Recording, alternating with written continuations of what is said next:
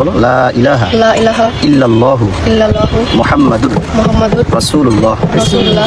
বলো আমি সাক্ষ্য দিতেছি আল্লাহ তাআলা ব্যতীত আর কোনো মাবুদ নাই হযরত মুহাম্মদ সাল্লাল্লাহু আলাইহি ওয়াসাল্লাম আল্লাহ তাআলার রাসূল। ঈমানে মুফাসসাল, বলো ঈমানে মুফাসসাল। আমানতু বিল্লাহি আমানতু বিল্লাহি ওয়া মালাইকাতিহি ওয়া কুতুবিহি ওয়া রুসুলিহি ওয়াল ইয়াউমিল আখির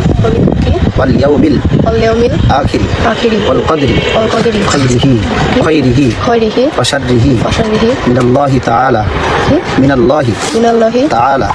ওয়াল বাসি বাদাল মাউত।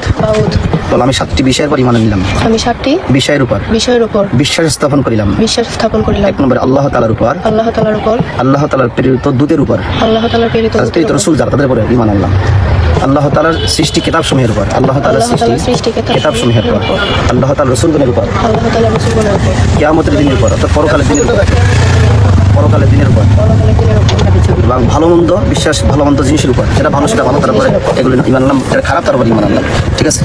এবং আখিরাতের মৃত্যু থেকে জীবিত করবে এরপর ঈমান আনলাম। বলো পরকালে মৃত্যু থেকে আমাদেরকে জীবিত করবে, এটার উপর আমি ঈমান আনলাম। ব্যাস, আমিন। আল্লাহ তাআলা কবুল করুন।